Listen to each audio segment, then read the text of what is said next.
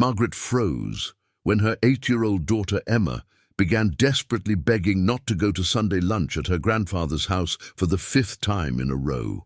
The girl had always loved to visit her grandfather William, but in recent weeks she came home pale, with red eyes, and locked herself in her room. "Please, Mum, I don't want to go today," Emma said, trembling every time Sunday approached. What Margaret would discover about her own father would leave her completely destroyed. But to understand how we got here, we need to go back a few weeks. Margaret Thompson, 34, was a dedicated single mother who worked as a nurse in Austin, Texas. Her routine was tiring but full of love. She worked double shifts at St. David's Hospital 3 times a week to make sure Emma had everything she needed, from ballet lessons to school supplies. Margaret woke up early every morning, prepared breakfast while Emma got ready for school. And even on the hardest days, she never failed to hug her daughter and tell her how much she loved her. Her life revolved completely around that girl, with bright brown eyes and a wide smile that lit up any room. Emma has always been a special child. From a young age, she showed a contagious joy that made anyone smile around her. At Oak Springs Elementary School, where she was a junior, the teachers always praised her active participation in class and her ease in making friends.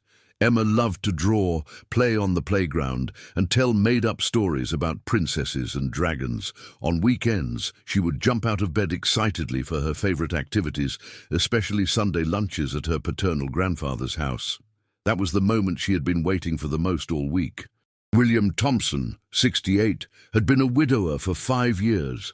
He lived alone in a red brick house at the end of Maple Street in Cedar Park, a quiet suburb about 20 minutes from Austin.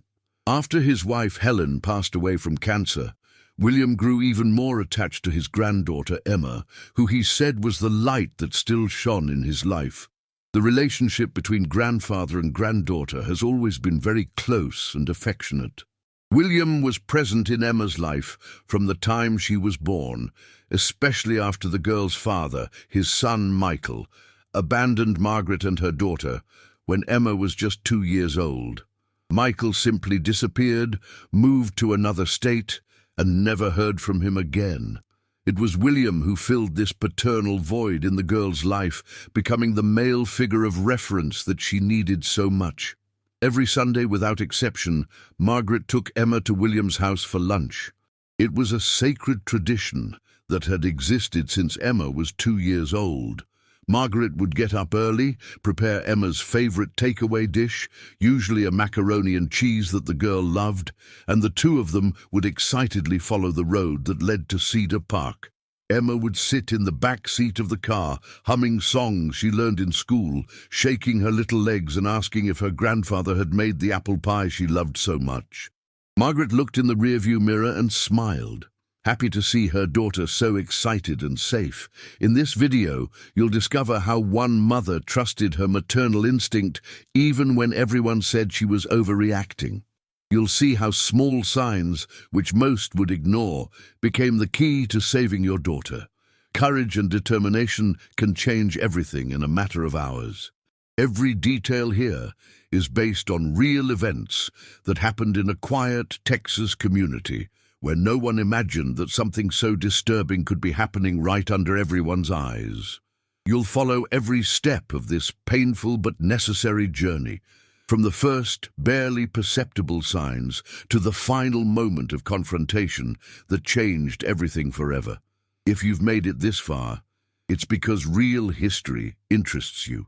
Help this content reach more people. Leave the like, subscribe to the channel, and activate the bell. Back a few weeks ago, the Sunday routine was sacred in the Thompson family. Margaret woke up around 8 in the morning, drank her coffee while she heard Emma already awake in the next room, humming excitedly.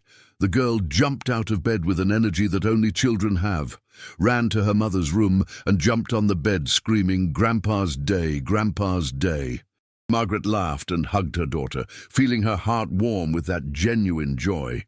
They would have breakfast together, usually pancakes with honey that Emma loved, and then take their time getting ready. Emma always chose her most beautiful dress, usually the light blue one, with white flowers that grandmother Helen had given her as a gift 2 years before she passed away. Around 10 o'clock, they would get in the car and head down Highway 183 towards Cedar Park. The journey took about 25 minutes, and all the way Emma talked non-stop. She told about the week at school, about the games at recess, about the drawings she had made in art class. Margaret listened attentively, asking questions and laughing at the funny stories her daughter told. Those moments in the car were precious. They were the quality time that Margaret valued so much in the midst of the rush of the work week. When they arrived at William's house, he was always waiting on the porch. The house was charming, with a well-kept garden full of flowers that Helen had planted years ago and that William maintained with dedication. As soon as the car parked in the driveway, Emma would open the door before Margaret had even turned off the engine and run toward her grandfather, screaming, "Grandpa William." William opened his broad arms with a huge smile on his face, took his granddaughter in his arms and lifted her in the air while she laughed. Margaret got out of the car watching the scene with a mixture of happiness and gratitude. She felt grateful that Emma had that strong connection with her grandfather, that she had someone besides her who loved her unconditionally. Inside the house, the smell was always welcoming. William woke up early on Sundays to prepare everything. The aroma of fresh coffee mingled with the smell of apple pie baking in the oven, Emma's favorite sweet treat. The house had a simple but cozy decor, with family photos scattered on the walls and wooden furniture that told years of history. The living room had a large, comfortable sofa where Emma loved to throw herself to watch cartoons, and the kitchen was spacious, with a round table where the 3 generations sat for meals. William always prepared special activities for his granddaughter. Sometimes it was board games. Sometimes he taught Emma how to tend the flowers in the garden. And on some special Sundays, they made cookies together in the kitchen. Emma laughed all the time, smeared herself with flour, and licked the raw dough, while William pretended to be angry, but laughed along. Margaret watched from afar as she tidied up the kitchen or helped prepare lunch, feeling that this was the family Emma deserved to have, even if incomplete due to her father's absence. Lunch was always plentiful. William enjoyed cooking and prepared traditional American dishes that he had learned from Helen. Roast chicken with potatoes, mashed sweet potatoes, fresh salad from the garden, homemade bread still warm. They would sit at the table and talk about everything. William would ask about Emma's school, about her friends, about what she was learning. Emma responded excitedly, telling every detail with enthusiasm. Margaret shared stories from the hospital, talked about the patients she had seen without revealing names, and William listened with genuine interest. After lunch, while Margaret washed the dishes, insisting that William rest, grandfather and granddaughter went to the living room to watch some animated film or cartoon that Emma chose. Emma often fell asleep on her grandfather's lap during the film, exhausted from playing and laughing. William would sit without moving so as not to wake her, caressing his granddaughter's hair tenderly. Margaret watched these scenes and felt her heart tighten with emotion. Her father had never been so affectionate with her as a child. He was more serious and distant. But with Emma, William was completely different. He was patient, caring, and affectionate in a way that Margaret had never seen before. Around 5 in the afternoon, Margaret and Emma were saying goodbye. William always insisted that they take food home, packed leftovers from lunch, and always put out a large piece of apple pie for Emma to eat during the week. He hugged his granddaughter tightly, kissed her forehead, and said, "I love you, little one. Until next Sunday." Emma replied, "I love you too, Grandpa," and waved through the car window until the house disappeared from sight. Margaret watched in the rearview mirror and smiled, happy that Emma had that emotional security, that unconditional love that every child needs. On the way back to Austin, Emma was usually quieter, tired from such a busy day. Sometimes she would fall asleep in the back seat, cuddling with the teddy bear that her grandfather had given her on her last birthday. Margaret drove quietly, thinking about how lucky she was to have a father so devoted to her granddaughter, even after everything she had been through with the loss of his wife. Those Sundays were Emma's emotional bedrock, and Margaret would never have imagined that one day such a sweet routine would turn into her worst nightmare. But on the first strange Sunday, Margaret noticed something different. It was an October day, with the air starting to get cooler, heralding the arrival of autumn in Texas. When they arrived at William's house, Emma hesitated before getting out of the car. Margaret realized why she was reaching for her purse in the passenger seat when she noticed that the back door hadn't opened, as it always had. Emma sat on, staring out of the window with an expression that Margaret could not decipher at once. "My love, we have arrived. We are coming. Grandpa is waiting," said Margaret, turning back. Emma looked at her mother with eyes that seemed to be asking for something, but then opened the door slowly and got out of the car. William was on the porch as usual, but this time with an even wider smile. "Grandpa has a special surprise today," he said excitedly as he walked down the porch steps and held Emma's hand.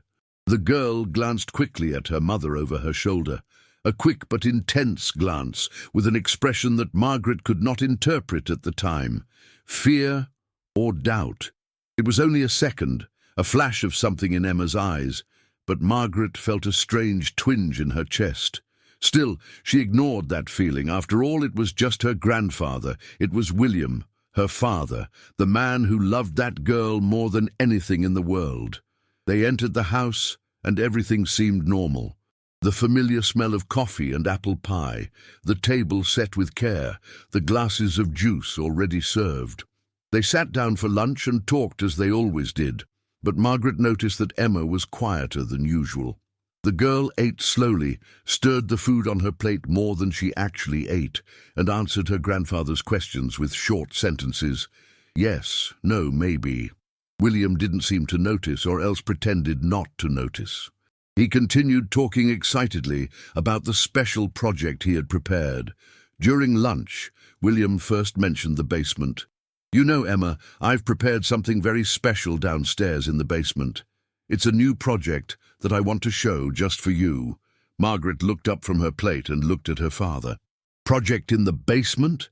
The basement was always only used to store old boxes, rusty tools, Christmas decorations, and things that Helen had left behind that William didn't have the courage to throw away. Margaret didn't remember William mentioning any project down there before. "What are you doing in the basement, Dad?" she asked, trying to sound casual. William smiled and replied, "It's a surprise. I want to show Emma first. You'll see later. It's really cool." Margaret felt that strange twinge in her chest again, but once again ignored it. After all, William has always been an active man. He liked to work with his hands, to fix things. It made sense that he had started some woodworking project or something like that. Helen often complained that he filled the house with unfinished projects. Margaret finished eating and began to collect the plates. William got up from the table and held out his hand to Emma. "Come, little one, I'll show you what I've prepared. You'll love it." Emma looked at her mother again, that same quick, charged look of something Margaret couldn't name. "Go, my love," said Margaret, smiling. "Mom stays here tidying up the kitchen. Then you tell me what Grandpa did." Emma stood up slowly and took her grandfather's hand.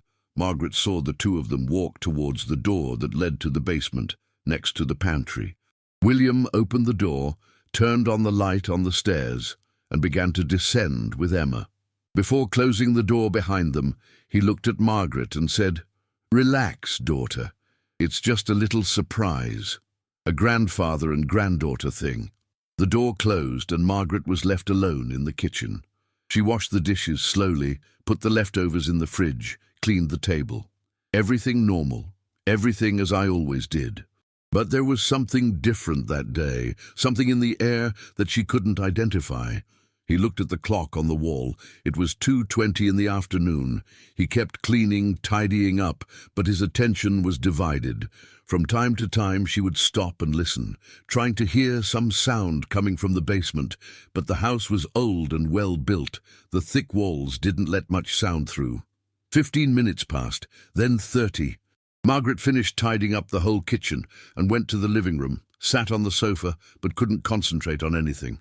He took a magazine that was on the coffee table but just flipped through the pages without actually reading it. He looked at the clock again, 2:55. They had been downstairs for almost 40 minutes.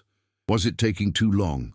Margaret got up and walked to the cellar door, stood there for a moment, wondering whether she should go downstairs. But then he heard the sound of footsteps on the stairs and backed away, quickly sitting down on the couch again. The door opened and Emma went upstairs first, followed by William.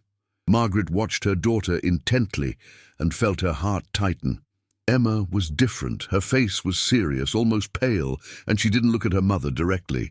William, on the other hand, was smiling, satisfied. She loved the project, Margaret. "We're doing something really cool down there," he said. "Emma, what Grandpa showed you?" asked Margaret, trying to sound excited. Emma looked at the floor and muttered under her breath, "It's a secret, Mom." William laughed and added, "It's a surprise to you, Margaret. When you're ready, you'll see. But for now, it's our secret. It's not Emma." They stayed another hour in the house, but Emma was completely different. She didn't want to watch cartoons. She didn't want to play in the garden. She sat on the couch hugging the teddy bear with a distant look. William tried to cheer her up by offering apple pie, but Emma just shook her head, saying she wasn't hungry. Margaret began to get really worried. Emma never refused apple pie. Never. Around 5 o'clock, Margaret said they needed to go, made up an excuse about having to go to the market before returning home. When Emma came up from the basement that day, Margaret realized that something was profoundly different. In the car, the drive home was completely silent. Emma didn't sing, she didn't tell stories, she didn't talk about the day. She stared out the window with a blank expression, as if she was somewhere else. Margaret tried to strike up a conversation several times. "And so, my love, what did you think of Grandpa's surprise?" Emma didn't answer, just kept looking out the window. "Are you feeling well? Do you have a tummy ache?" Emma shook her head in the negative, but said nothing. Margaret felt her heart start to beat faster. That was not normal. Emma was a talkative, expressive child. She always had something to tell. She always wanted to share every detail of her day. That silence was completely out of the ordinary. On the way home, Margaret tried again. "What did Grandpa show you in the basement, my love?" Emma finally turned her face toward her mother, and Margaret could see in the rearview mirror that her eyes were teary. "It's a special project, Mom, but I can't tell you yet. It's a secret," murmured the girl in a trembling voice. Margaret felt a tightness in her chest, as if someone was squeezing her heart tightly. Secret? What kind of secret? Why would Emma be keeping secrets from her? They always talked about everything, had an open relationship where Emma felt safe to share anything. But now there was a secret, something Emma couldn't tell. Margaret tried not to show the growing restlessness in her voice.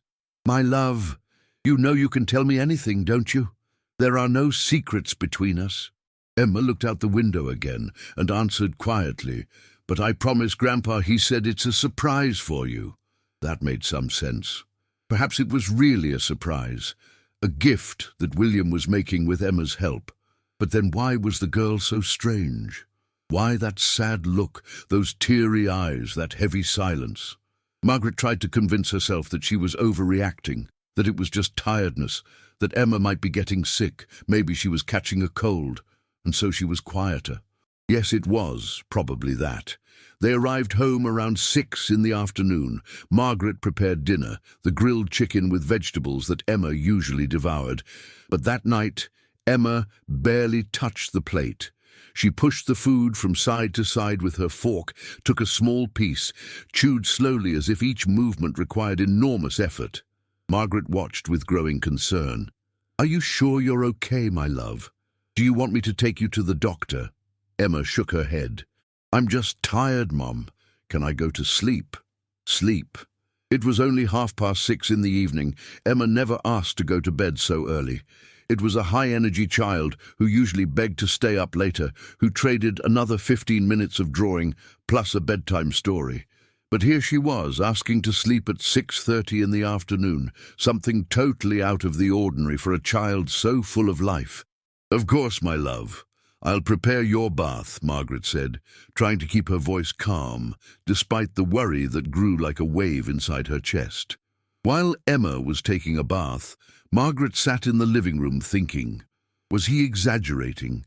Was he seeing a problem where there was none? Maybe Emma really was just tired. Maybe it would have been a difficult week at school. Perhaps I was entering that phase of growth where children are quieter and more introspective. Margaret tried to convince herself of this, but something in the back of her mind, something primal and instinctive, was screaming that something was wrong. After the bath, Margaret helped Emma put on her pajamas, and the girl lay down on the bed, hugging the teddy bear. Margaret sat on the edge of the bed and stroked her daughter's hair. "Do you want me to read a story?" Emma shook her head. "I just want to sleep, Mom." Margaret kissed her daughter's forehead, covered her with the blanket, and whispered, "Good night, my love, I love you very much." Emma mumbled something that looked like "I love you too," and turned on her side, turning her back to her mother. Margaret left the room, leaving the door ajar as she always did. He went to his own room, took a shower, and lay down on the bed. But sleep did not come. She stared at the ceiling in the dark, replaying every moment of that strange Sunday in her head. Emma's hesitation when she got out of the car, that quick look asking for something that Margaret didn't know how to interpret, silence during lunch, the time there in the basement, almost an hour, the paleness on Emma's face as she climbed, the refusal to eat apple pie, the secret. That word echoed in Margaret's mind, secret. Why would a grandfather ask his 8-year-old granddaughter to keep secrets from her own mother? That night, Margaret didn't bat an eye. She tossed and turned on the bed, trying to find a comfortable position, but her body was tense, her muscles stiff with anxiety she couldn't fully name. Around 2 in the morning she got up, went to Emma's room, and stood in the doorway, watching her daughter sleep. Emma was restless, moving a lot, making little anguished sounds. Margaret entered slowly and sat on the edge of the bed again, put her hand on Emma's forehead, checking if she had a fever, but the temperature was normal. He stood there for a few minutes watching, then returned to his room, but still could not sleep. If this revelation is arousing in you a deep curiosity about what really happened, comment. Right now I want more stories, and please leave your like on this video. Over the next 3 Sundays, the pattern repeated itself in an increasingly disturbing way. On the second strange Sunday, when Margaret said in the morning that they were going to visit her grandfather, Emma, who was eating breakfast, stopped eating in the middle of her fork on her way to her mouth. Her little face paled visibly, and she said, "Mom, I have a stomach ache. I don't think I can go today." Margaret approached worriedly, put her hand on her daughter's forehead, asked where it hurt exactly, if she wanted to go to the doctor. Emma insisted that she was in pain, but didn't want to go to the doctor. She just wanted to stay home resting. Margaret was divided. On the one hand, Emma really seemed to be feeling sick. Her face was pale, and she had dark circles under her eyes that weren't there on Friday. On the other hand, there was something about the way Emma had reacted specifically to the mention of the visit to her grandfather that made the alarm in Margaret's mind ring louder. She decided to call William and explain that Emma was not feeling well. William was visibly disappointed on the other end of the line. "But I had prepared more special things to show her in the basement. The project is getting so cool." He tells her that Grandpa misses her. When Margaret hung up the phone and told Emma that her grandfather blew a kiss and missed her, hoping it would cheer her up, Emma just looked down and said nothing. The relief on her face that she didn't have to go was so obvious that Margaret felt a chill run down her spine. She spent all Sunday watching Emma intently. The girl spent the day on the couch watching cartoons, but she didn't laugh like she used to. She just looked at the television with a blank expression. The mysterious bellyache seemed to have completely disappeared as soon as it was confirmed that they would not be going to their grandfather's house. During the week, William called 3 times asking for Emma, saying that he had more special surprises in the basement waiting for her, that she would love what he had prepared. Each time he called, Margaret felt that discomfort grow a little more. Why was he so insistent? Why that urgency to have Emma in the basement again? She tried to convince herself that she was just a grandfather missing her granddaughter, that William was alone and those visits were the highlight of her week. But even then, something didn't fit. On the third strange Sunday, Emma made up another excuse. This time, she said she had a lot of homework and needed to finish it before Monday. Margaret knew it was a lie because she had helped Emma finish the whole lesson on Friday night.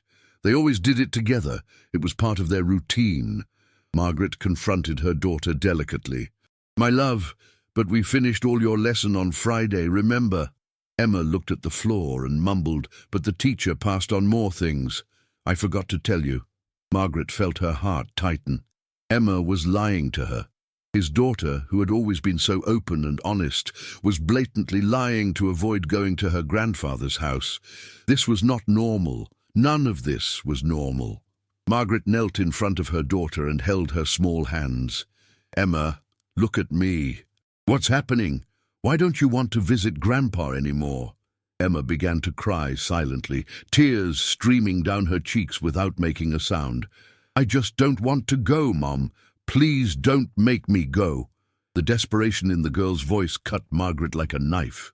There was real fear there. It wasn't a tantrum. It wasn't laziness. It was genuine fear. But fear of what? Grandfathers? That didn't make any sense. William loved Emma. He was always affectionate, patient, never raised his voice to her, never treated her badly. So why that fear? Margaret hugged her daughter and promised to be okay, my love. "Today we won't go. I'll call Grandpa and tell you that you're really not well." When Margaret called William this time, he was visibly annoyed. "Margaret, this is not normal. She needs to come. I prepared so many special things. She is missing out." Margaret felt strangely defensive. "Dad, she's a child. Sometimes they get tired. They want to stay at home. You don't have to be so upset." William sighed on the other end of the line. "I'm not upset, daughter. I'm just missing it. Tell her that Grandpa loves her very much and that next Sunday she needs to come, okay? I'll be very sad if she doesn't come." After hanging up, Margaret sat staring at her phone for a long time. There was something about William's insistence, something about the way he talked about the basement and the special projects that was setting all the alarm bells ringing in her head. But she still couldn't name exactly what it was. He still wondered if he wasn't going crazy, if he wasn't seeing problems where there weren't any. During that week, Margaret began to notice other signs that might have previously gone unnoticed. Emma began to have frequent nightmares and would wake up screaming in the middle of the night. The first time, Margaret ran into the room and found Emma sitting on the bed, sweaty and crying, screaming, "No, no, I don't want to." Margaret hugged her tightly, warmed her, asked what the nightmare was about, but Emma just cried and said, "I don't remember, Mom, I don't remember." The nightmares were repeated 3 times that week. Always in the middle of the night, always Emma waking up screaming, always refusing to tell what she had dreamed. Margaret went to sleep with the bedroom door ajar, jumping out of bed at the slightest sound coming from her daughter's room. Their own nights of sleep became fragmented, filled with worry. She watched Emma during the day, looking for more signs, more clues of what might be going on. At school, something was also wrong. On Thursday of that week, Mrs. Henderson called Margaret. "Mrs. Thompson, I would like to talk about Emma." Margaret felt her stomach sink. What happened? Mrs. Henderson explained that Emma had been very different for the past 2 weeks. She has always been a participative and cheerful student, but lately she has been very distracted, looking at nothing, not doing the activities properly. She looks sad, Mrs. Thompson, and I'm worried. Margaret thanked her for the call and promised to talk to Emma. When the girl came home from school that day, Margaret tried one more time. "My love, the teacher called me today. She said that you are very quiet at school. Want to tell me what's going on?" Emma shook her head hard. "Nothing, Mom. It's okay." But everything was but fine. Margaret could see in her daughter's eyes, in the dark circles under her eyes, in the way she had lost her appetite and was thinner. Something was devouring Emma inside, and Margaret needed to find out what it was. On the fourth Sunday, Margaret decided that they would go to William's house. She couldn't keep putting it off forever, and part of her still wanted to believe that she was imagining things, that everything had a rational and innocent explanation. When she told Emma in the morning that they were going to visit her grandfather, the girl's reaction was the worst of all. Emma began to cry desperately, not the silent cry of the other times, but a loud, anguished cry of pure panic. "Please, Mum, I don't want to go. Please don't take me there," begged Emma, holding her mother's arm tightly, her little fingers squeezing the fabric of Margaret's blouse as if she were clinging to life. The desperation in the girl's voice was visceral, real, impossible to ignore. Margaret knelt down and held her daughter's face in her hands. "Emma, you need to tell me what's going on. Why don't you want to go to Grandpa's house? Did he do anything to you? Did it hurt you?" Emma shook her head frantically, but her words contradicted her gestures. "No, Mom, but I don't want to go. I can't take it anymore." "What can't I take anymore, my love? Tell me, please." But Emma just kept crying, repeating, "I can't tell, I promised. He said you'd be mad." It was at this moment that Margaret felt as if the ground had disappeared beneath her feet. Did he say I was going to get mad? Did the grandfather say that? Emma looked at her mother with wide eyes, as if she had revealed something she shouldn't, and then began to cry even harder. Margaret hugged her daughter and felt her own tears begin to fall. Something was very, very wrong. William was manipulating Emma, making her keep secrets, threatening that her mother would be angry if she told. That was not the behavior of a loving grandfather. That was manipulation. That was the behavior of someone who was hiding something terrible. It was at this moment, with Emma sobbing in her arms, that Margaret decided she needed to find out the truth, no matter how much it hurt, no matter what she found. She picked up the phone and called William, her voice steady despite her trembling hands. "Dad, Emma is not feeling well today. We won't be able to go." William was silent for a moment, then replied in an eerily cold voice that Margaret had never heard before. "You're letting her control you, Margaret. She's a child. You need to be firm. Bring her here." Margaret felt a sudden rage rise up her chest. "She's my daughter, Dad, and I know when something is wrong. We are not going today." She hung up before he could answer. Emma stopped crying gradually, the relief obvious on her face. Margaret hugged her and whispered, "You are safe, my love. Mother is here. We'll always be here to protect you." But inside, Margaret was in a total panic. What was his own father doing to Emma? What were those special projects in the basement? Why was Emma so terrified? The questions swirled in her head non-stop, and she knew she had reached the turning point. He could no longer ignore the signs. I could no longer pretend that everything was fine. He needed to act. But what happened in the next few hours would destroy all the certainties she had.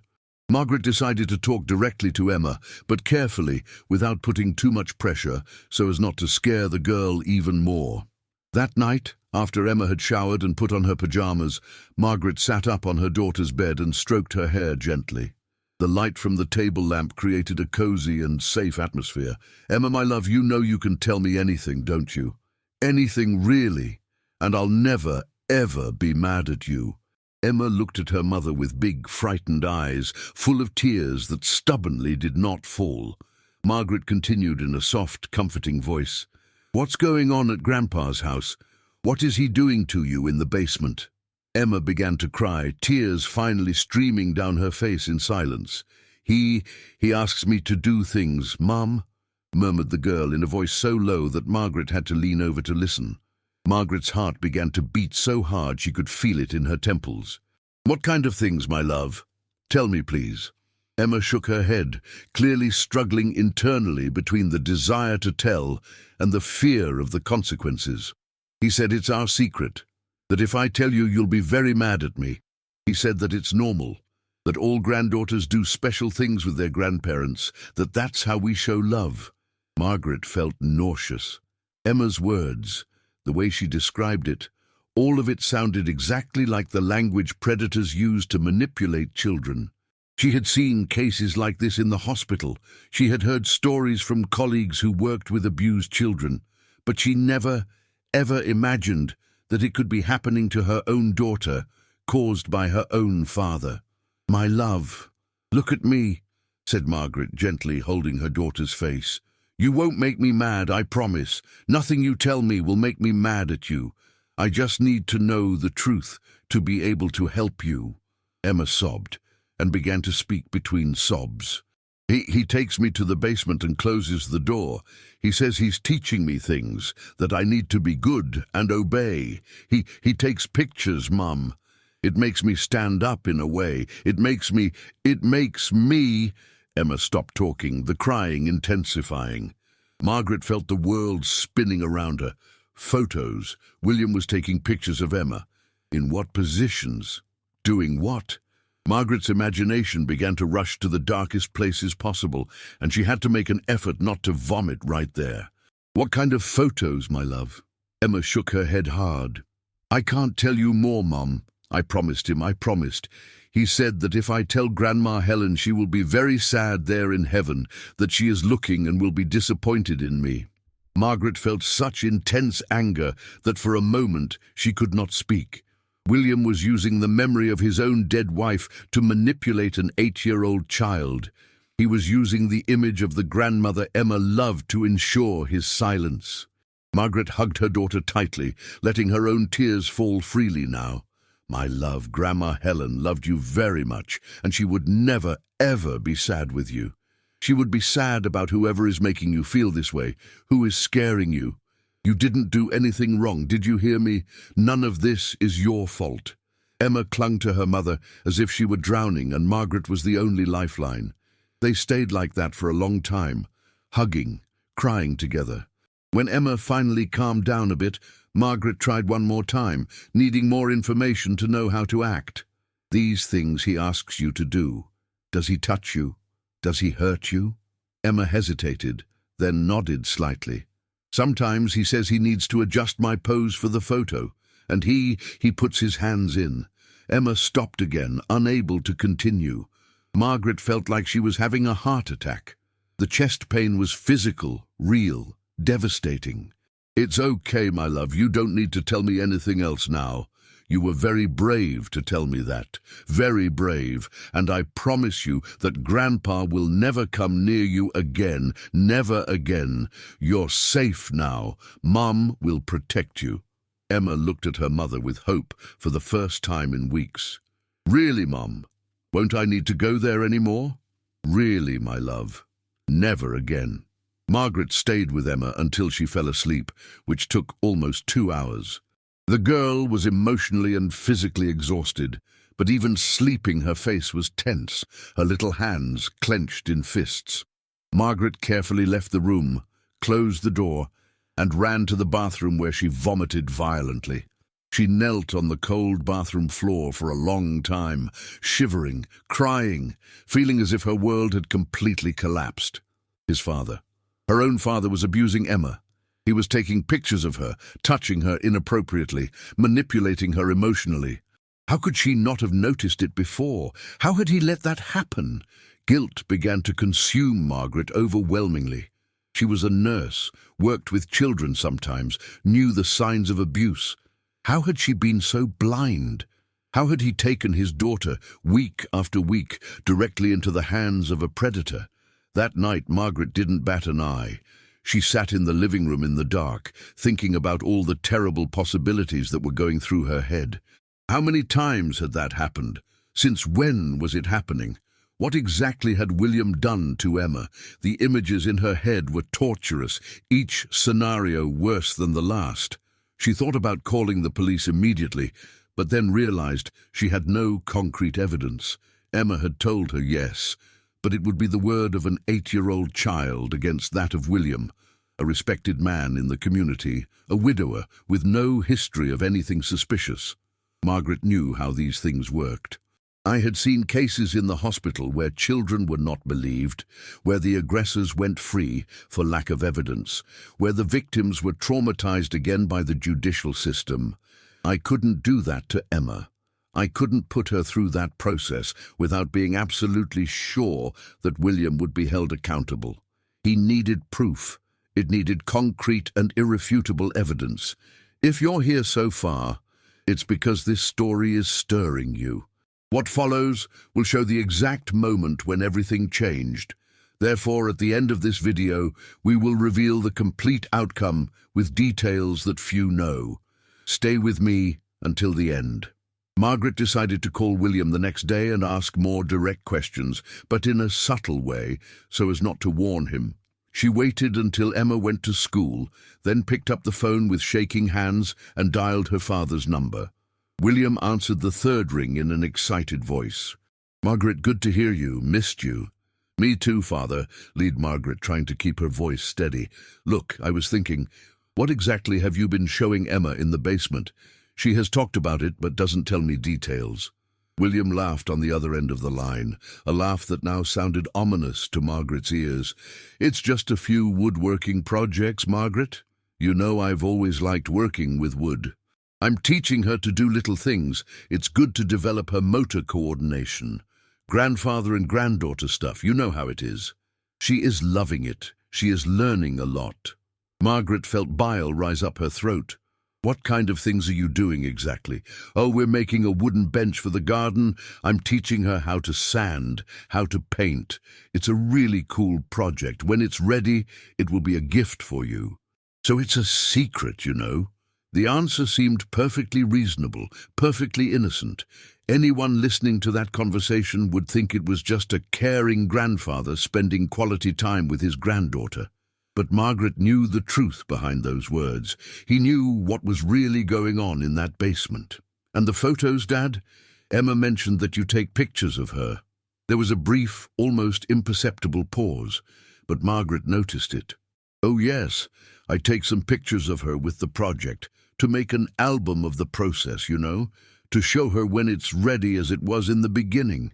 It's pretty cool. She likes to pose." The way he said she likes to pose made Margaret feel like screaming, cursing, accusing him right there, but she controlled herself. I couldn't warn him, not yet. The answer seemed reasonable on the surface, but Margaret's discomfort didn't diminish one bit. In fact, it has increased.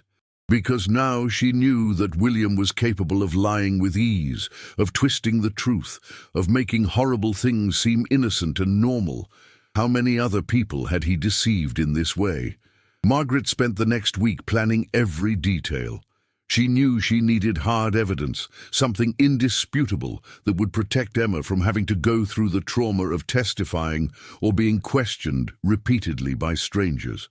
The idea came on a sleepless night while she was looking at Emma's old cell phone that the girl used only to play. It was an old device that Margaret had given to her daughter the previous year, with some educational games installed. Emma took her cell phone in her backpack to school sometimes to play at break. Margaret searched the internet and discovered recording apps that could work in the background without anyone noticing. She installed one of them on Emma's phone, tested it several times to make sure it worked perfectly. The recording was automatically activated when the device was on, and the app icon was hidden, disguised as a regular game. Margaret felt horrible to have to do that, to have to use her own daughter as bait, but she saw no other way out. He needed the evidence to ensure that William could never get close to any children again. During the week, she talked to Emma again, this time being more direct. "My love, I need you to be very brave for me, okay? Next Sunday we'll go to Grandpa's house, but it will be the last time, I promise." Emma turned pale immediately, tears beginning to form in her eyes. "No, Mum, please, I can't take it anymore." Margaret hugged her daughter and explained in a firm but affectionate voice. "I know, my love, I know. But I need Grandpa to show you what he does to you, so I can prove it to other people, and he never does it to you or anyone else again. You understand?" Emma shook her head, still crying. "Will it hurt again, Mom?" Margaret felt her heart shatter into 1,000 pieces. Again. That meant that William had already physically hurt Emma. The anger she felt at that moment was so intense that she had to take several deep breaths to calm down.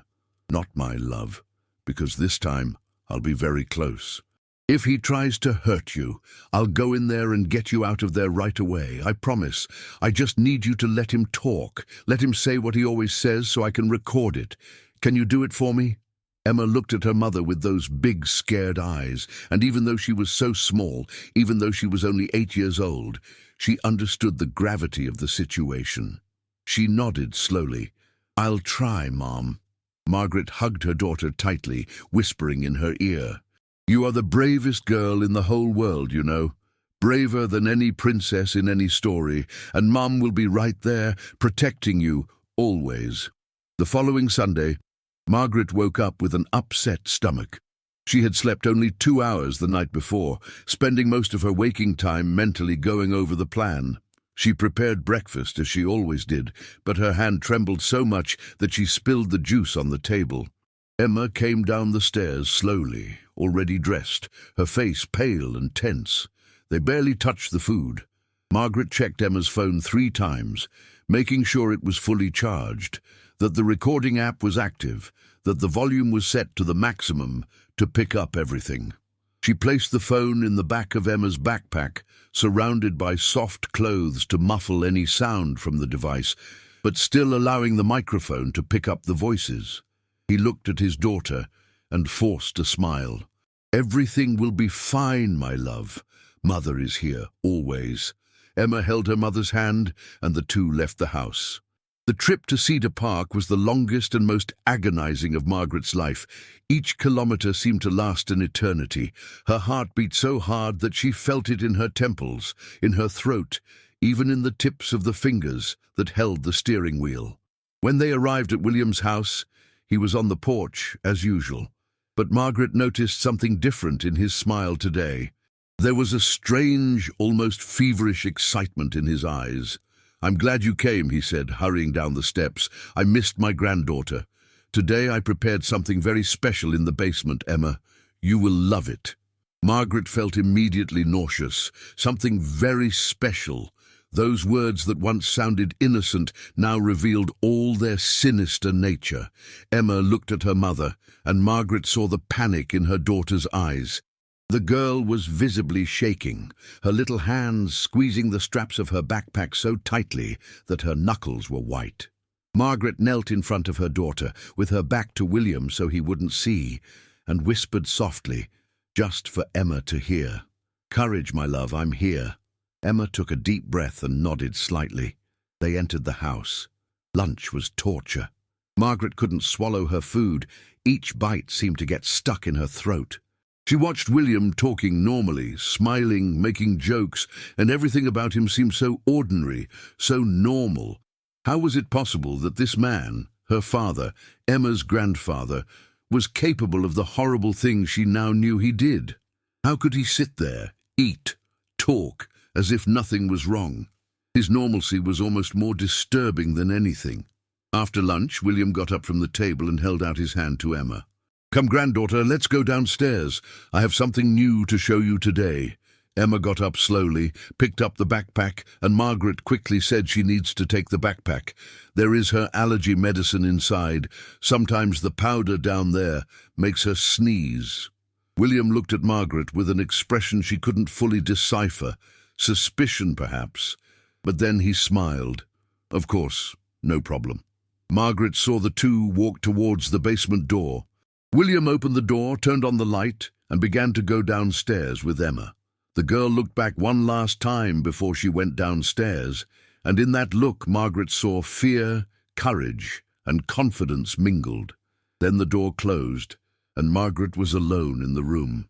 She looked at the clock on the wall. 2:15 o'clock in the afternoon. He began to count the seconds in his mind, each one feeling like an eternity. Margaret couldn't sit still. She paced up and down the room, her hands cold despite the October heat in Texas, in a cold sweat, feeling her heart pounding so fast she was sure she was on the verge of a heart attack. 5 minutes passed. 10 minutes. She approached the basement door several times, putting her ear against the wood, trying to hear something, anything. But the door was thick, and she could only hear muffled murmurs. 15 minutes. Margaret began to feel dizzy, realized that she was breathing too fast, almost hyperventilating. He sat on the couch and forced himself to breathe slowly, counting to 4 on the inhale, holding for 4, exhaling for 4. I couldn't panic now. He needed to keep control. She needed to trust that Emma was being brave down there, that the cell phone was recording everything, that soon it would end, and she would have the necessary evidence. 25 minutes. Margaret was sweating so much that her blouse was soaked. His hands trembled uncontrollably.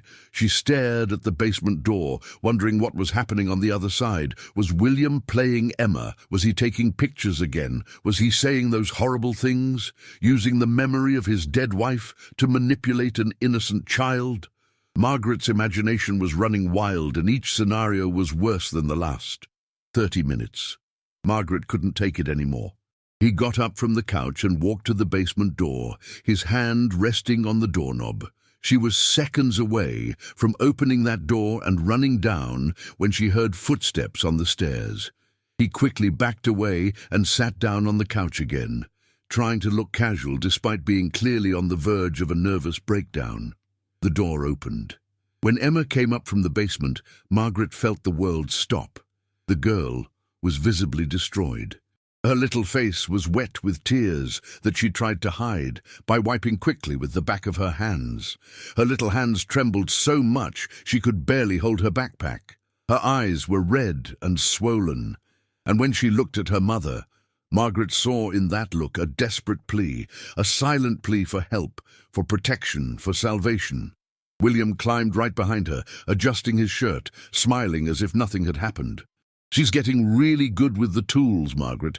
We're making great progress with the bank. In a few more Sundays, it will be ready." Margaret felt such intense anger that she saw everything turn red for a second. A few more Sundays. He was planning to continue. He was planning more abuse sessions, more photos, more manipulation, but there would be no more Sundays. Never again. Margaret stood up quickly. "Dad, I just remembered that I'd scheduled to take Emma to the doctor today at 4. I completely forgot to tell you. We need to go now, or we will miss the appointment." William looked disappointed. "But we're barely there. Aren't you going to stay for dessert?" Margaret was already picking up the bag, pulling Emma gently close to it. "It can't be done, Dad. The doctor is very difficult to get an appointment. If we miss this one, it will take weeks to reschedule. We'll be back next week." They won't be coming back. Margaret knew that. They would never set foot in that house again. But William couldn't know. Not yet. She needed to get out of there with Emma and the evidence before he suspected anything. William accompanied them both to the door, kissed Emma's forehead, saying, "See you next Sunday, little one," and Margaret had to make a superhuman effort not to pull her daughter away from him, not to scream, not to accuse him right there. They got in the car, and Margaret drove a few blocks before she couldn't take it anymore. She stopped the car on the side of a quiet street, turned off the engine, and turned back. Emma was in the back seat in the fetal position, hugging the backpack, sobbing. Margaret got out of the car, opened the back door, and got into the seat next to her daughter, pulling her into a tight embrace. Emma broke down in convulsive crying, a cry that came from a deep and painful place, a cry that let go of weeks of accumulated fear, anguish, and trauma. "Mom, I can't take it anymore. I can't take it anymore," Emma screamed between sobs. "I don't want to do what Grandpa tells me. I don't want to take more pictures. I don't want him to touch me. I don't want to keep secrets anymore." The words came out altogether, run over between tears and difficulty breathing. Margaret held her daughter's face in her hands, looking into her eyes firmly. "You won't need it anymore, my love, I promise. Never again. It's over. You were so brave, so strong. Now Mum will take care of everything." They stood there for 20 minutes until Emma calmed down a little. Margaret wiped her daughter's face with tissues, straightened her hair, kissed her forehead repeatedly, whispering words of comfort. When Emma was finally able to breathe more easily, Margaret put her back in her seatbelt and drove home as fast as she could without exceeding the speed limit. Every minute seemed like an hour. She needed to get home. She needed to listen to that recording, to confirm that she had gotten the necessary evidence. As soon as they got home, Margaret picked up Emma's backpack with trembling hands. He took the girl to the couch, covered her with her favorite blanket, turned on the television in a cartoon, and said, "My love, you stay here resting a little, okay? Mother needs to make some calls." Emma, emotionally and physically exhausted, just nodded and curled up on the couch, hugging the teddy bear. Margaret went to her room, closed the door, sat up on the bed, and took Emma's cell phone from her backpack. Her hands were shaking so much that she almost dropped the device twice. He opened the recording application and saw that there was a new 38-minute file. 38 minutes of recording. She plugged in headphones, took a deep breath, trying to mentally prepare herself for what she was about to hear, and pressed play. The first few seconds were just the muffled sound of footsteps on the stairs, William's voice saying, "Come down carefully, don't stumble."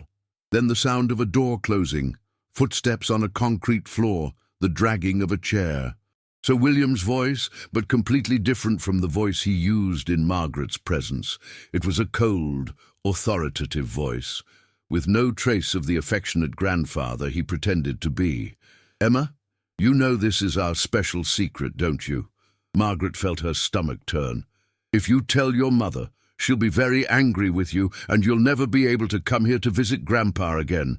You don't want that to happen, do you?" Emma's voice, small and frightened, answered, "No, Grandpa." And then William went on, and his words made Margaret's blood run completely cold in his veins. "You don't want to disappoint Grandma Helen, who's in heaven, do you? She's looking at us right now, seeing what a good girl you're for, Grandpa. If you tell our secret, Grandma will be very sad in heaven." Margaret had to pause the recording. He ran to the bathroom and vomited violently. He knelt on the cold floor, shivering, crying, feeling as if his world had completely collapsed. His father. Her own father was using the memory of his dead wife, the grandmother Emma loved, to manipulate and terrorize an 8-year-old child. What kind of monster did that? What kind of person was capable of such cruelty? She washed her face with cold water, went back to her room, and forced herself to keep listening. I needed to know everything. I needed to have the complete recording as evidence. He pressed play again. What he heard in the following minutes was even worse than he imagined. William's voice giving instructions. "Take off your shirt, Emma, as I taught you. This slowly. Now turn on its side. Raise your arm. That's perfect." The sound of a click, click, click. He was taking pictures. "The prettier you get, the prouder Grandma Helen is from heaven." Emma was crying softly on the recording. Margaret could hear the muffled sobs, and then her voice trembling. "Grandpa, can I put the blouse back on? It hurts when it's cold." William's answer was frosty. "Not yet, Emma. Grandpa hasn't finished the photos yet. You want to be a good girl, don't you? Do you want Grandpa to keep loving you? So stay quiet a little longer." Margaret turned off the recording. I couldn't hear any more. He had heard enough. He had the evidence he needed.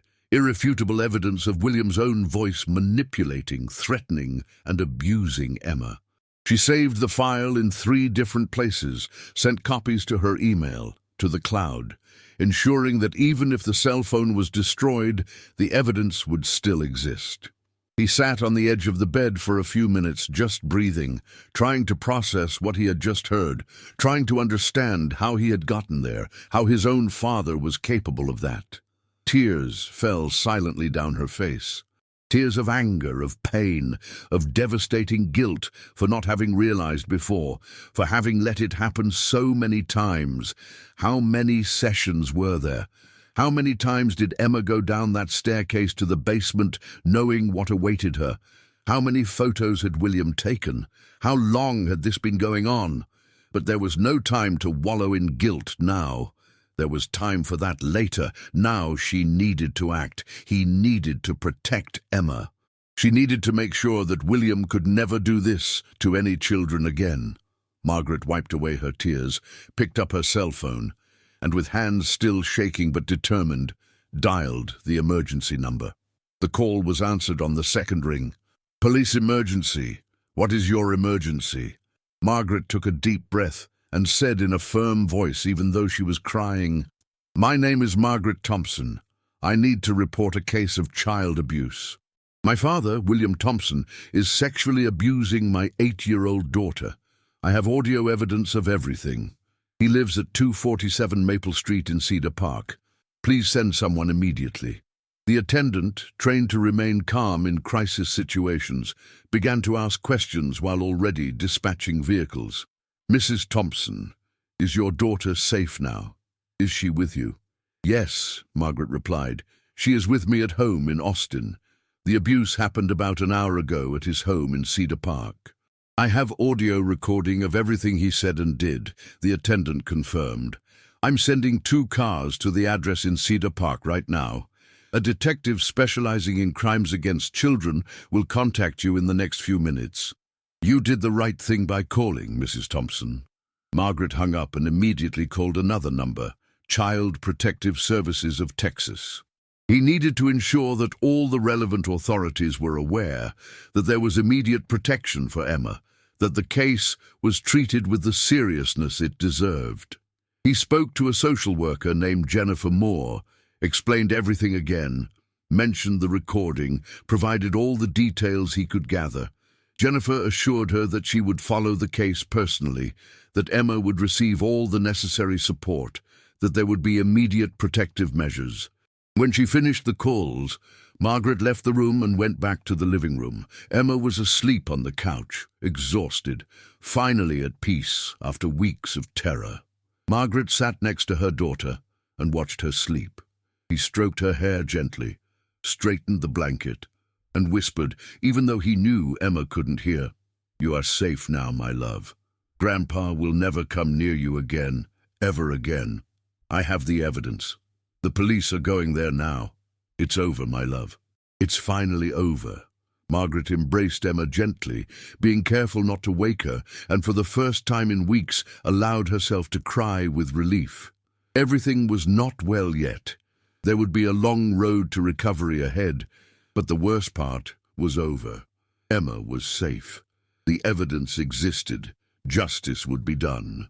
And Margaret had trusted her maternal instinct, had investigated even when everyone said she was exaggerating, had protected her daughter even if it meant confronting and denouncing her own father. If you're here, it's because this story deserves to be heard. I believe that what comes next will surprise you even more. Don't leave this video before you find out how it all ended. 2 hours later, while Margaret was still sitting next to Emma, who was fast asleep on the sofa, her cell phone rang. It was an unknown number from Cedar Park. She quickly answered by speaking quietly so as not to wake her daughter. "Hello?" On the other end of the line, a firm and professional female voice identified itself. "Mrs. Thompson, this is Detective Sarah Miller of the Cedar Park Police Department. I'm calling about the complaint you made a few hours ago." Margaret felt her heart race again. "Yes, Detective, I made the complaint." Detective Miller continued. "Mrs. Thompson, I want to inform you that William Thompson was arrested about 20 minutes ago. We arrived at his residence with an emergency search warrant granted by a judge as soon as we heard part of the recording that the lady mentioned." Margaret felt her legs grow weak even as she sat down. Was he arrested? Really arrested? "Yes, ma'am.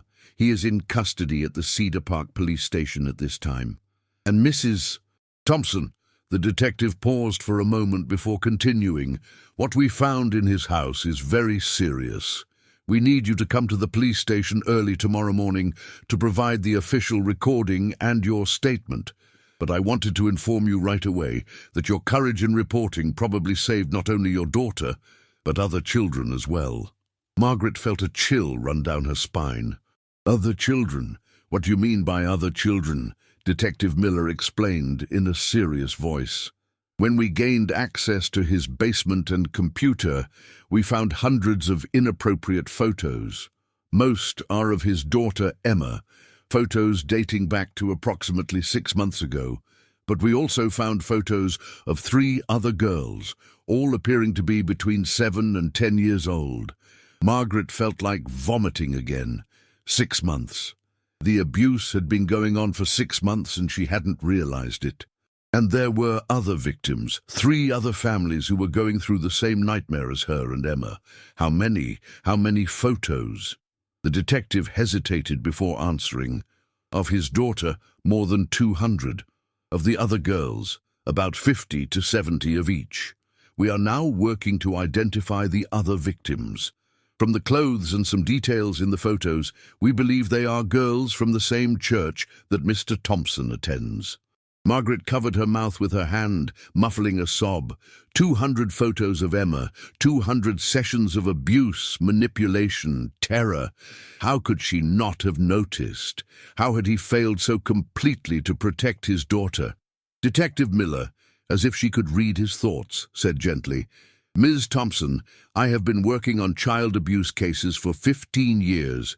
What you did today, trusting your instinct, investigating, obtaining evidence and denouncing, even though you are your own father, this requires extraordinary courage. Most mothers never get to that point. Most do not want to believe, they want to ignore the signs. But you acted, and because of that, her daughter is safe now. But for 6 months, detective, for 6 months he was—" Margaret couldn't finish the sentence. The detective continued firmly. "For 6 months, he deceived everyone. He is an extremely skilled manipulator, but the lady noticed when something changed, investigated and acted quickly as soon as she was sure. That's what matters. Now he will answer for his crimes and will never be able to do this to any child again." The detective explained the next steps. William would be formally charged the next morning. The evidence was overwhelming. The audio recording combined with the photos found on the computer would warrant a conviction.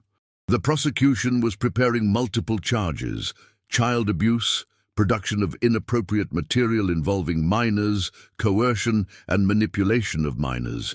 He faced between 25 and 40 years in prison. The detective also reported that Child Protective Services had already been notified and that a therapist specializing in child trauma would contact Margaret in the coming days. As for William's interrogation, the detective provided some details. Initially, he tried to deny everything, saying that the photos were innocent, that it was just an art project, that Margaret was misinterpreting. But when confronted with the audio recording, when they heard his own voice manipulating Emma, threatening that her mother would be angry, using the memory of the dead wife, he collapsed. He did not confess completely, but stopped denying it. His lawyer, a public attorney appointed because William did not have the resources to hire a private one, had already advised silence. Detective Miller also mentioned that the judge had denied bail. Due to the serious nature of the crimes, the fact that there were multiple victims, and evidence of planned predatory behavior, William would be held in custody until trial. There was no risk of him being released and trying to contact the victims or flee. Margaret felt such a surge of relief that she began to cry on the phone. "Thank you, detective. Thank you for acting so fast." Before hanging up, the detective said one more thing. "Ms. Thompson, we will need to interview Emma in the next few days, but it will be done very carefully with a forensic interviewer specializing in children in an appropriate setting. It will not be at the police station. It will be in a specialized center where children feel safe, and you can be present all the time. Our goal is to minimize additional trauma to her. We are also working to identify the other 3 victims, and when that happens, we will be contacting the families." Margaret hung up the phone and just sat for a long time processing everything she had just heard. William was in prison. The evidence was irrefutable. He would be convicted. Emma was safe. But there were 3 other girls, 3 other families who were about to discover the same horrible truth. 3 other mothers who would have their worlds turned upside down, who would have to deal with the devastating guilt of not having noticed, with the pain of discovering that someone they trusted had betrayed that trust in the worst possible way. In the following days, Margaret and Emma's lives changed completely.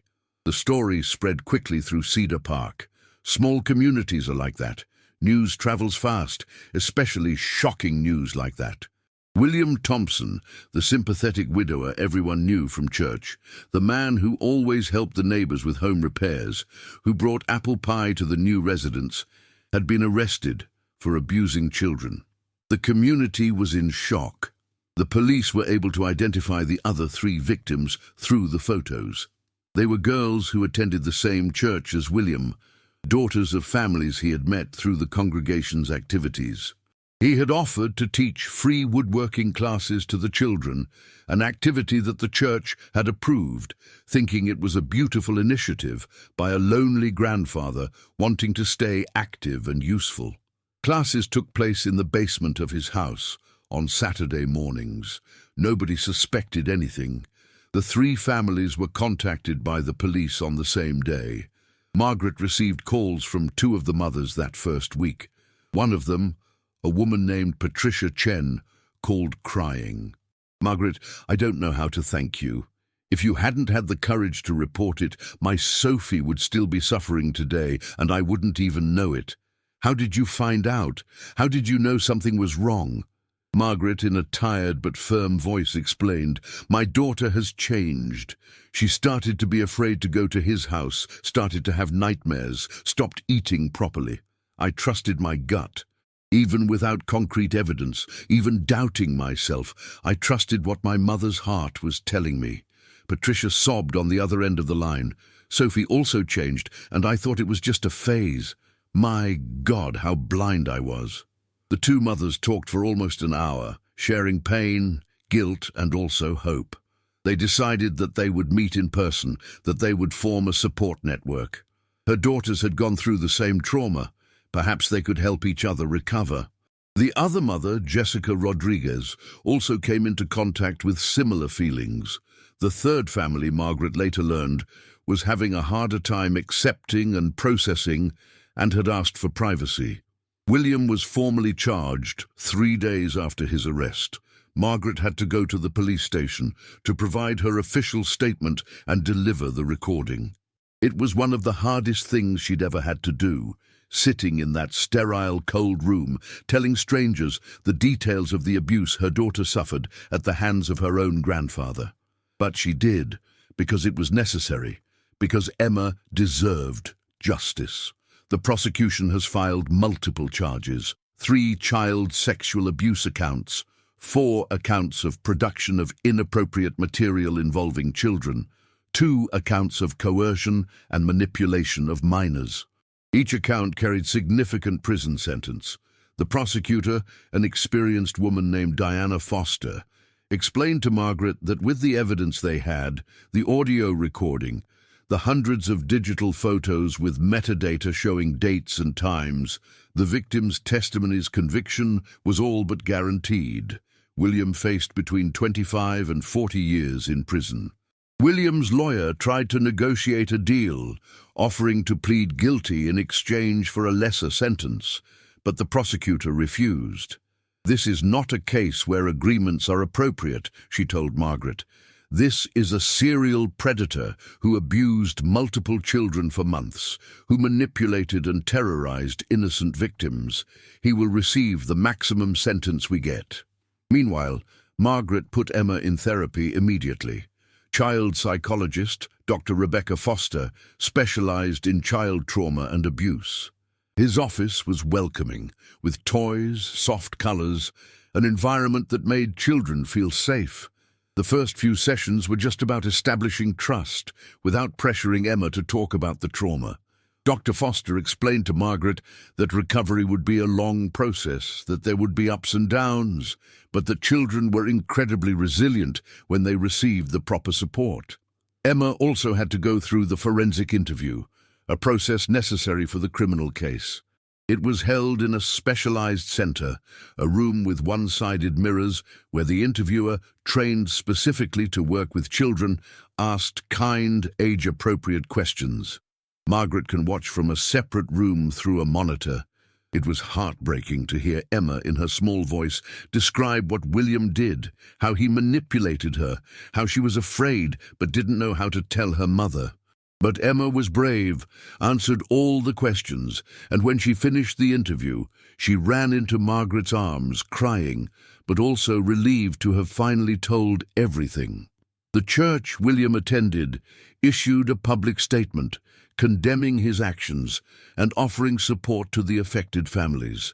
The pastor, Reverend James McCarthy, visited Margaret in person to apologize. "We trust him, Mrs. Thompson. He seems so genuine, so dedicated. We never imagined. Please know that the entire congregation is praying for Emma and the other girls. If there's anything we can do." Margaret thanked him, but declined most of the offers. "I needed space. I needed time to process everything without the added complications of constant social interactions." The story also reached the local media. Reporters tried to contact Margaret multiple times, wanting interviews, wanting details. She refused them all.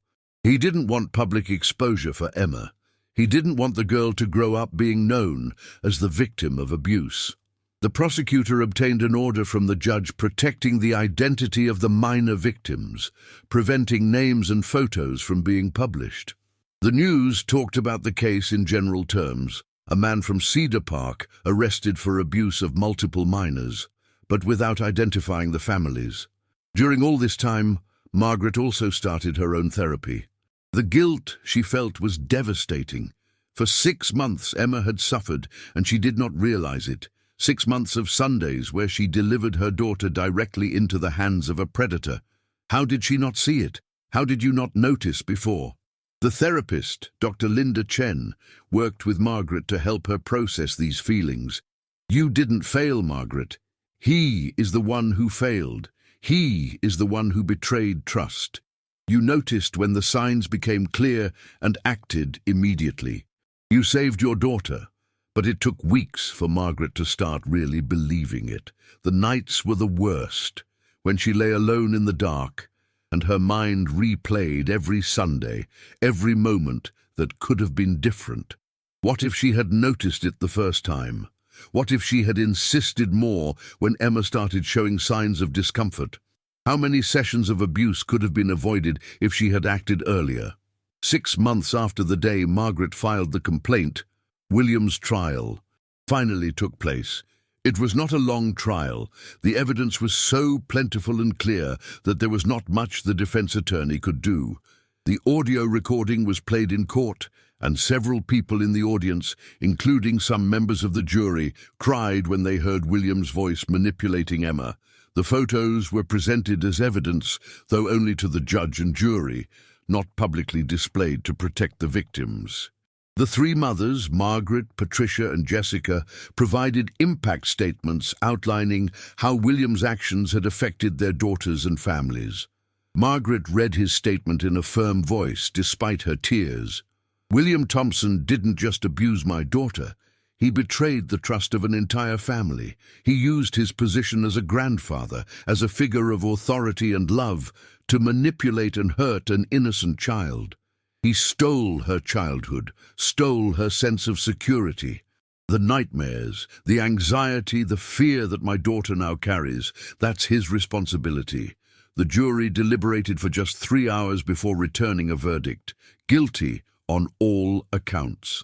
William, who had remained expressionless for most of the trial, finally seemed to fall apart when the verdict was read.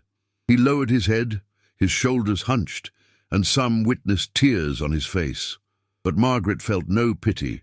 He felt only deep relief mixed with a residual anger that he knew would take years to fully process. At the sentencing hearing 2 weeks later, the judge, the Honorable Robert Martinez, showed no leniency.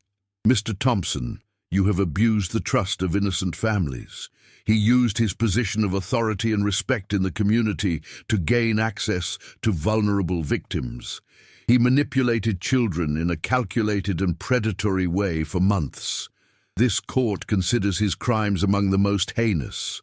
William Thompson was sentenced to 35 years in prison without the possibility of parole for the next 20 years. Margaret was sitting in the front row of the hearing when the sentence was read. 35 years. William was 68, which meant he would be over 100 years old when he could even be considered for parole. Effectively, it was a life sentence. He would die in prison. And although Margaret never thought she would be able to wish this for her own father, she felt that justice had been served. Before we continue, help bring real stories to those who really care. If you want to be part of this mission, don't forget to like this video, subscribe to the channel, and activate the bell. Emma was in weekly therapy and showing clear but gradual signs of recovery.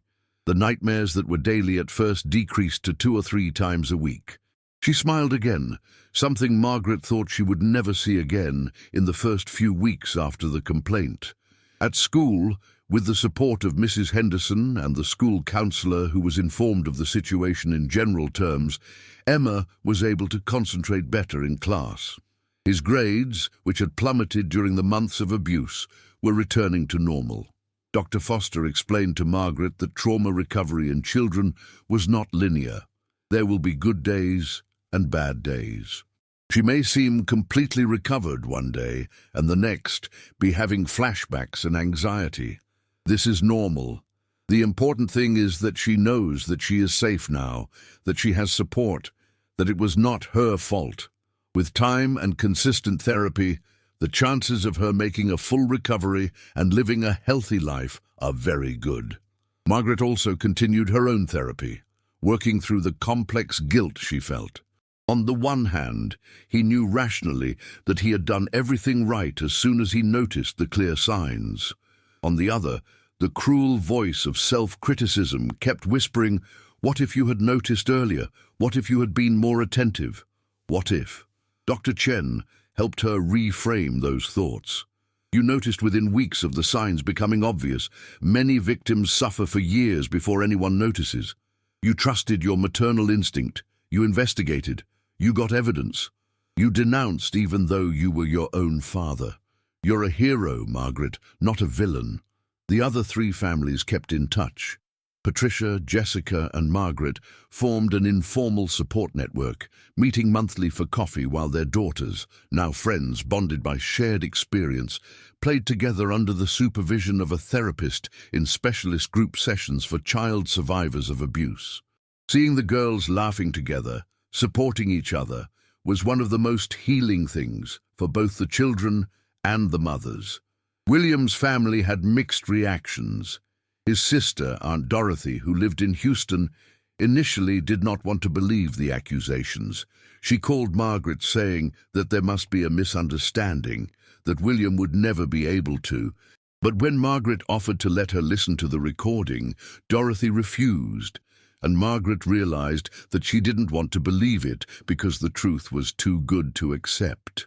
Eventually, after the verdict, Dorothy called again, crying to apologize. "I didn't want to believe it. He's my brother. But I heard what you went through, what Emma went through. I'm sorry. So deeply." The story also spread through the Austin community where Margaret and Emma lived. Margaret's co-workers at the hospital were overwhelmingly supportive. Some acquaintances walked away, uncomfortable with the situation, not knowing what to say. But the true friends remained, offering practical help like bringing food, offering to pick Emma up from school, simply being there. Margaret also began slowly to turn her pain into action. 6 months after William's conviction, she began giving voluntary lectures in schools and churches on how to recognize signs of child abuse. She shared her story, the signs she had initially ignored, the moment she decided to trust her gut, the process of getting evidence and reporting it. Her message was clear: trust your maternal instinct. If something seems wrong, it's probably wrong. Don't ignore the signs out of fear or disbelief. Many mothers approached her after these talks, some sharing their own experiences, others asking questions because they were worried about situations in their own lives. Margaret has become something of an unofficial advocate for families navigating the abuse reporting system, offering support and guidance based on her experience. Emma, now 9, was proud of her mother. After a year of intensive care, she was in a place where she could talk about her experience more openly, within the appropriate context. She attended a group session with other child survivors and for the first time said out loud, "I am Emma, and what happened to me was not my fault. My mother saved me, and now I'm helping other children to be saved too." The relationship between Margaret and Emma became even stronger, built on a foundation of absolute trust and open communication. Emma learned that she could tell her mother anything, that secrets that make you feel bad are not secrets to be kept, that she would always be believed and protected. Margaret learned to listen not only to her daughter's words, but also to the silences, to observe subtle changes in behavior, to never again ignore that instinctive voice that whispers something is wrong. Margaret became a powerful voice in her community, transforming the pain and trauma she experienced into purpose and action. About a year after William's conviction, she began giving volunteer lectures at schools, churches, and community centers in and around Austin. At first, speaking publicly about his experience was nearly impossible. She trembled, her voice cracked, tears interrupted her words. But she persisted because she knew that her story could save other children, could wake up other mothers to the signs that she herself had ignored at the beginning. His lectures were direct and honest, without hiding the brutal reality of what happened, but always focusing on empowerment and education. She always started the same way, sharing the signals she had initially ignored. Sudden changes in behavior, she said to attentive audiences of parents and educators. When a child who has always been cheerful suddenly becomes quiet, sad, withdrawn, this is a sign. When a child develops unexplained fear of a person they once loved, that's a sign. Frequent nightmares, regression in habits such as bedwetting, drop in school performance, refusal to participate in activities that you once loved, all these are signs. She taught about the secrets that predators create with their victims. Children should understand that good secrets are things like birthday surprises, planned gifts, things that will eventually be revealed and that bring joy. Bad secrets are the ones that make you feel bad, scared, ashamed, the ones someone says you can never tell, especially to your parents. These are not secrets, they are traps. And children need to know that they can and should tell trusted adults about any secret that makes them feel uncomfortable. Margaret was also talking about something she discovered to be fundamental, trusting the maternal instinct. She shared how she had doubted herself over and over again, how she had thought she was going crazy, overreacting, seeing problems where none existed. "How many times have I wondered, am I paranoid?" she would say. But that inner voice, that discomfort I felt deep in my chest, was not paranoia. It was my maternal instinct alerting me that my daughter was in danger. And when I finally trusted that instinct, when I acted on it, that's when I was able to save my daughter. The lectures had a profound impact on people. Many mothers approached her afterward with tears in their eyes, saying they were having that same feeling about someone in their children's lives, asking what they should do. Margaret always advised, investigate, talk to your child in a safe environment, observe changes in behavior, and if the concern persists, take steps to protect your child. "It's better to investigate and be wrong than to ignore and be right," she repeated like a mantra. In addition to speaking engagements, Margaret began working with local legislators in Texas. She found that child protection laws, while existing, had loopholes that allowed some predators to receive very lenient sentences, especially in cases where there was no physical evidence of abuse, but only photos or psychological manipulation. She worked with State Representative Lisa Martinez to propose amendments that would increase the minimum sentences for crimes involving the production of inappropriate material with minors, and that would strengthen the resources available to victims and their families. Legislative work was slow and often frustrating, but Margaret persisted. She testified before committees, shared her story repeatedly with politicians who had the power to change laws. Some of the proposed changes have been approved, others are still in process, but Margaret continues to push. Every small victory, every law strengthened, means potentially fewer children suffering and more predators facing appropriate consequences. Emma, now 9, was incredibly proud of her mother. In one of her group therapy sessions, she said to the other children, "My mother saved me.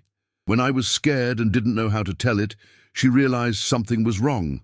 She investigated, protected me, and now the man who hurt me is in jail and will never hurt any children again. My mother is my hero." Dr. Foster, who was facilitating the session, later commented to Margaret that Emma's pride and the way she saw her mother as a hero were key to her continued recovery. The relationship between Margaret and Emma had grown even deeper and stronger, built on a solid foundation of absolute trust and open communication. They established new and healthy rituals. Every night before going to sleep, Margaret would sit on Emma's bed and ask, "How was your day, my love? Did anything make you sad or scared today?" And Emma, knowing she was in a safe space, shared freely. Some nights were about simple things like an argument with a friend at school.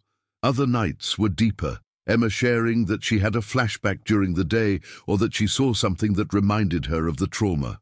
Margaret also taught Emma about bodily autonomy and consent in an age-appropriate way. "Your body is yours, my love. No one has the right to touch you in a way that makes you feel uncomfortable. And if someone tries, you say no, you get out of the situation and you tell me right away, and I will always believe in you." Emma internalized these lessons in a way that children who have not experienced trauma often cannot. She understood, unfortunately through personal experience, why these lessons were important.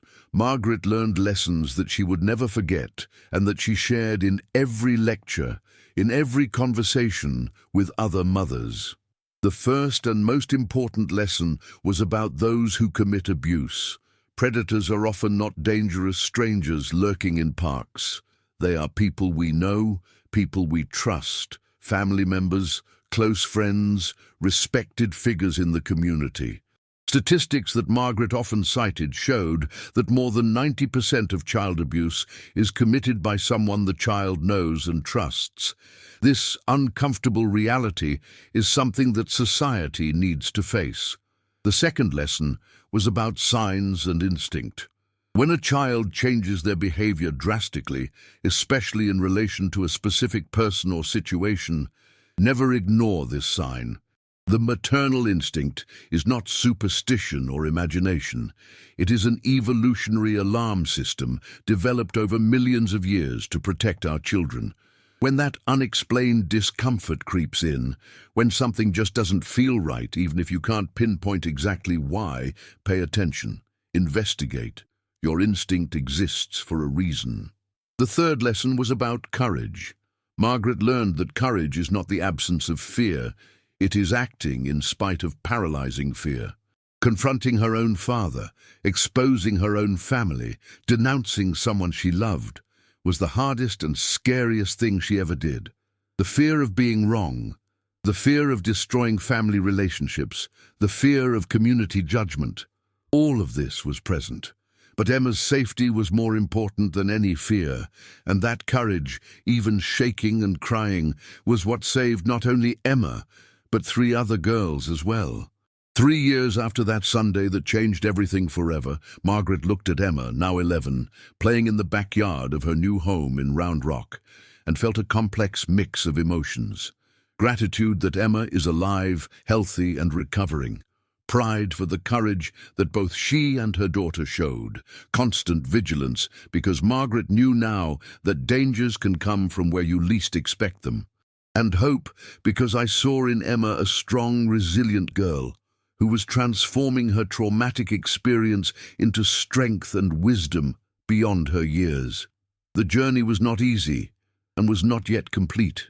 There were moments, especially in the first year, when Margaret deeply doubted herself, when guilt almost consumed her for not having realized before, for having blindly trusted her own father for 6 long months while Emma suffered.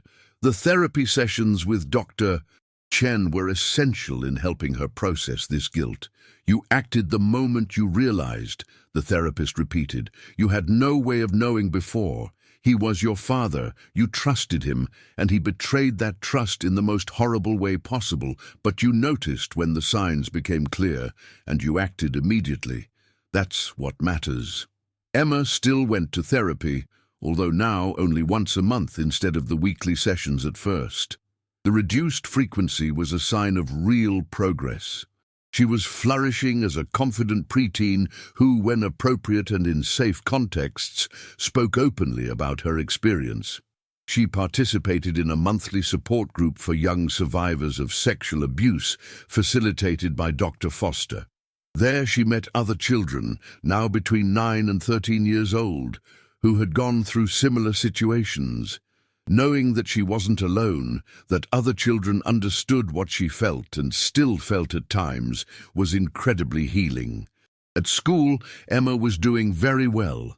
Her fifth-grade teacher, Mrs. Patterson, who did not know the details of the trauma but had been told in general terms that Emma was a survivor who might need extra understanding from time to time, reported that Emma was one of the most participative and empathetic students in the class. She excelled especially in writing, using writing as a way to process her emotions. Some of her essays, with Emma's permission, have been shared in appropriate contexts to help educate others about a child survivor's perspective. William remained incarcerated in the Huntsville Correctional Unit and would serve his full sentence of 35 years. 68 years old at the time of his arrest, he would have been 103 years old when he completed his sentence, and he would not be eligible for parole for the next 17 years, when he would have been 85.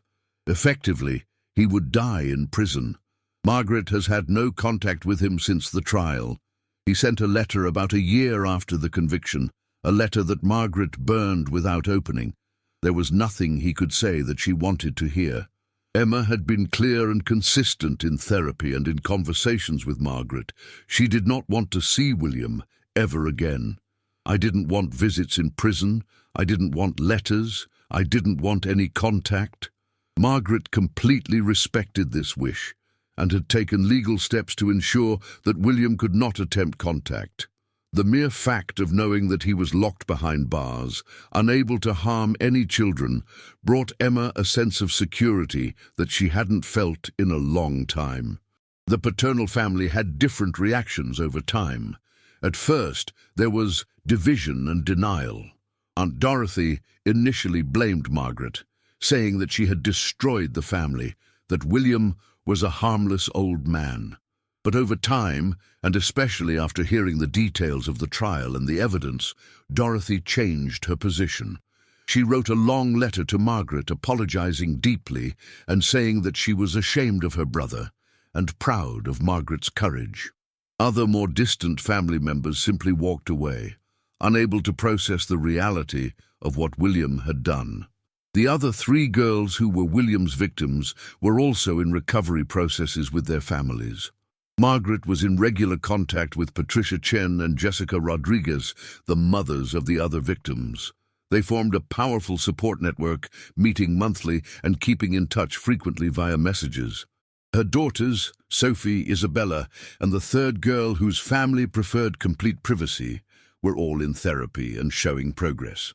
Together, these mothers turned their collective grief into collective action, co-founding a local non-profit focused on educating parents about child abuse and providing resources for affected families. Margaret wanted every mother, every father, every caregiver listening to her story to understand something fundamental that she had learned the hard way. If your gut is screaming that something is wrong with your child, even if it's about someone you love deeply and trust blindly, investigate. Don't ignore the signs out of fear or disbelief. Children rarely make up stories about abuse. Studies show that false accusations by children are extremely rare. And drastic changes in behavior always have a reason. You're not being paranoid when you notice something wrong, Margaret emphasized in every lecture. You are being protective. You are being a mother, a father, an attentive caregiver. And in the end, it's infinitely better to investigate and find out that you were wrong, to deal with the momentary embarrassment of having suspected someone innocent, than to ignore your instincts and find out too late that you were right. The regret of not having acted is much heavier than the discomfort of having acted unnecessarily. To be a mother, Margaret had learned in a visceral and painful way, is to be a warrior.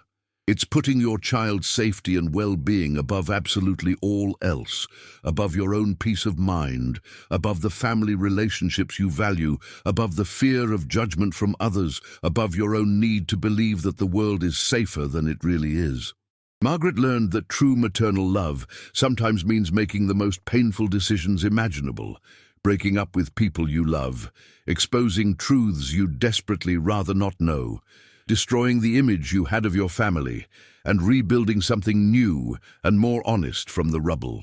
But every second of pain, every night of insomnia, every tear shed, it was all worth it when Margaret saw Emma genuinely laughing, playing with friends without fear, sleeping through the night without nightmares, living her childhood and pre-adolescence with the security, innocence, and joy that every child deserves to have. Seeing Emma blossom, growing into a strong and resilient young woman, was the greatest possible reward. Margaret and Emma's story is a powerful and necessary reminder that mothers have a real, tangible superpower called maternal intuition. It's not mystical or irrational, it's an evolutionarily developed threat detection system, fine-tuned over millions of years to protect our children. And that superpower must always be heard, always be taken seriously, always be followed when it persistently signals danger. Because in the end, a mother who trusts her own instinct, who acts despite fear and doubt, can literally save the life of a child or multiple children, as in Margaret's case. If you've made it this far in this story, you understand the importance of protecting our children and empowering mums and dads to trust their instincts. Help this message reach more people who need to hear it. Take the next step in this journey by watching the next video on our channel that will appear here on the screen. In it, we will continue to discover stories that touch the heart and teach important lessons about protection, courage, and motherly love. Don't forget to leave your comment telling us what you think of this story, subscribe to the channel, and activate the bell so you don't miss any of our next exciting stories. A big hug, and see you next time.